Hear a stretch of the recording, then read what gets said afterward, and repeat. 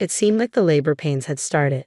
As a first-time mom, I was filled with anxiety, especially since I was so far from my hometown and returning for the birth wasn't an option. Thankfully, my in-laws' house was just a 10-minute walk away, and with our good relationship, I planned to rely on them if needed. My due date was yesterday, and just as my husband left for work, I started feeling what I suspected were labor pains. I had just arrived at work, but I knew the baby wouldn't arrive immediately.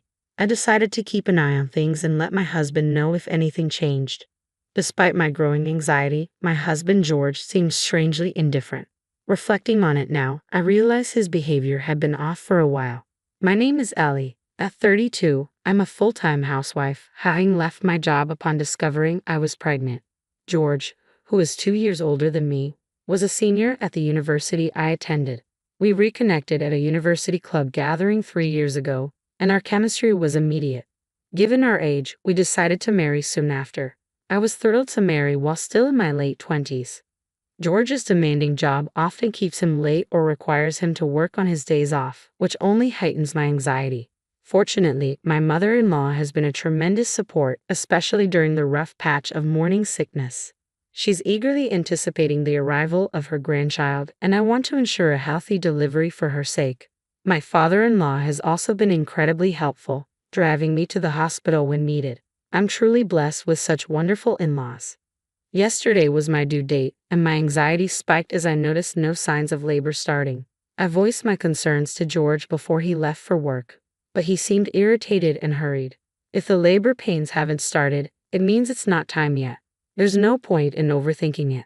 The baby will come when it's ready, he said dismissively before heading out. I wasn't asking for him to do anything specific. I just wanted him to understand and empathize with my anxiety. We had this argument several times during my pregnancy, with George insisting that overthinking won't change anything and that things will work out in their own time. Maybe he's right, but giving birth feels like a matter of life and death. His indifference during my severe morning sickness and painful contractions only added to my frustration. When we first discovered I was pregnant, George was overjoyed. I vividly remember his excitement when we went shopping for baby supplies together. He was thrilled at the prospect of becoming a dad. However, as time went on, his attitude shifted. By the time I reached the stable phase of my pregnancy, he had become noticeably distant. It might have been because work was particularly demanding, but I wished he would be more attentive and caring. Despite these feelings, I've managed to get through each day. Even today, a day past my due date, George left for work with his usual demeanor.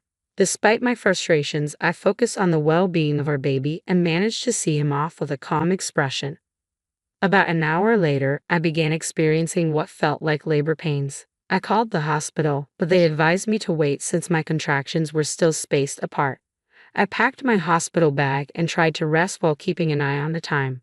By the afternoon, the contractions became more frequent, so I took a taxi to the hospital. I attempted to call George, but he didn't answer, so I sent him an email before admitting myself. Since my in-laws were at work, I couldn't rely on them for support. From that point on, all I could focus on was enduring the intense pain. It was excruciating, and I felt utterly alone and anxious, nearly passing out from the discomfort several times. George finally arrived at the hospital in the evening, but to my dismay, he seemed to have been drinking. Really? Of all days? When I mentioned I was in labor, he brushed it off, saying, "I had a sudden drinking party, but I only had one beer." He seemed almost proud, as if having just one beer was something to be commended. It drove me crazy. What? Even one beer is still drinking? You reek of alcohol. Don't come near me like this. Just leave. Between the sharp belly itches and the stench of alcohol, I could hardly think straight. Fortunately, a nurse came in and promptly escorted George out, leaving me alone once more. I spent a restless night, and before I knew it, morning had arrived. It seemed the baby was about to be born soon. After moving to the delivery room and waiting for a while, George eventually came in, looking like he had sobered up. I wanted to ask, what does he want now? But I was too exhausted to even speak. Finally, my son was born safely. Despite the near overwhelming pain, I felt a profound relief when I heard my baby's healthy cry.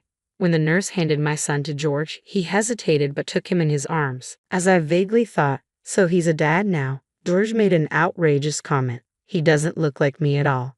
Whose kid is this? Saying that, George handed our son back to the nurse. I was stunned and glared at him, unable to make sense of what was happening. Get out, I said firmly, despite the pain making it difficult to speak. George left the room without a word. What was he thinking?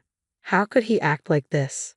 I was too angry and drained to dwell on his behavior, focusing instead on the situation at hand. My son was taken to the nursery, and I was moved to my room. Though I was seething, exhaustion eventually overtook me, and I fell asleep without realizing it. The days flew by as I focused on caring for my son during my 5-day hospital stay. George visited occasionally, but since we were in separate rooms, our time together was brief. My mother-in-law came to pick me up when I was discharged, while George reportedly went back to work. She seemed unaware of George's earlier behavior and showered our baby with affection, constantly remarking on how cute he was. My father-in-law, who had left work early, also came by to help. With them looking after our son, I was able to get some much-needed rest. I was deeply grateful for their support. In the evening, while my mother-in-law was preparing dinner, George came home. I greeted him with a welcome back, but he responded coldly and without warmth. As soon as he entered the living room, he pulled an envelope from his bag, completely ignoring our son. With a smirk, he called me over. "Ellie, I need to talk to you." I was already irritated by his demeanor, but what happened next was even more shocking. George pulled out some documents from the envelope and shoved them in my face. "I had it tested. The baby isn't mine, so we're getting a divorce. This proves your affair." I let out a stunned gasp, and my mother-in-law's cooking came to a halt. My father-in-law, who was holding our son, froze in disbelief, staring at George. Despite the stunned silence that filled the room, George looked utterly smug. When my son was born, I couldn't shake the feeling that he didn't resemble me at all. Out of curiosity, I decided to secretly have a DNA test done. When the results came in, George insisted we review them together. He handed me the document, which was filled with complex terminology and numbers. I zeroed in on a key sentence. The tested individual cannot be excluded as the biological father. George, cannot be excluded, means I'm the father, right? What? Do you have zero reading comprehension? George replied with a calm smirk. If you're not excluded, it means you are the father.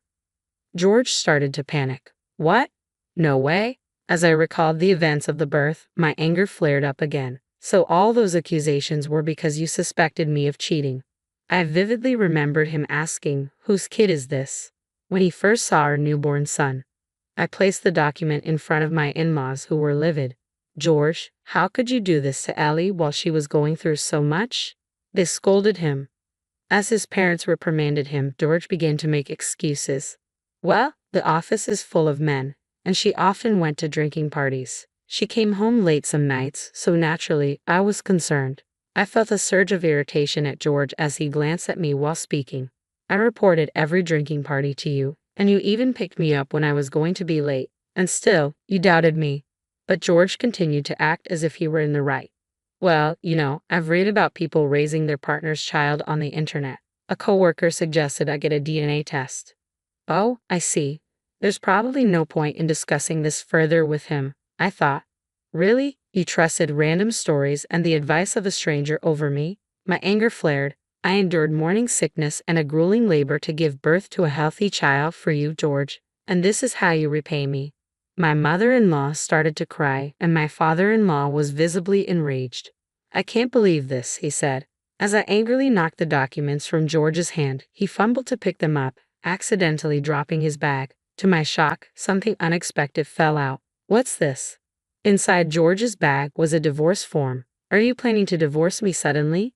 George's earlier confidence vanished, leaving him flustered. "No, this isn't, I could no longer tolerate his behavior. You've gone through the effort of preparing divorce papers, and now you're saying you don't want to divorce." I grabbed the divorce papers and tightly gripped a pen. As I prepared to sign, George tried to stop me, but just then, his smartphone rang with an incoming email. My hand paused, a sinking feeling washing over me. When had his behavior and words started to seem so off? It had been strange since summer, after spring had passed. What was this unease? Driven by impulse, I snatched George's phone, holding it away from him as he panicked. I unlocked the screen and was shocked by what I saw. I read aloud. "Have you filled out the divorce papers yet? It wasn't your child anyway, right? Claim alimony from your wife and let's go on a lavish trip." What's this? My intuition had been right. I was puzzled by your sudden accusations of cheating and wondered where they came from. Could it be that you're the one who's been unfaithful? That's why you suspected me of cheating, isn't it? George's face went pale. Who is this woman? Could she be a new employee or something? He must have become the point of contact for new hires this spring and got close to her. I continued calmly. That makes sense. Your behavior changed because you were cheating on me. That's why you were coming home late and claiming to work on holidays. Probably just going on dates. Seeing that George remained silent, it seemed my assumptions were hitting close to home. Hearing this, my father-in-law's anger flared up again. Is this true? As George avoided eye contact, my father-in-law's fist connected with his face. Turning to me, my father-in-law bowed deeply. Ellie, I'm truly sorry for my foolish son. George, now bowing alongside his father, was subjected to a stern interrogation. You should be the one apologizing. Tell the whole truth. The woman George had been involved with matched my suspicions. She was a younger employee who had transferred from another branch, and since George was responsible for her training, their affair had developed from there. It turned out she was also married, though she didn't have children. Stunned, I quickly completed the divorce papers and thrust them at George. Sign these immediately. Ellie, I'm sorry. Please reconsider. I admit my mistakes, George pleaded. I could only regard him with cold detachment. No, I won't reconsider. I don't need someone who abandons me in my time of need. I don't want to see your face again. Since you doubted our son's paternity, you don't need to be a part of his life either. However, I will be seeking child support. With my father-in-law as a witness, George filled out the divorce papers. We also discussed alimony and child support.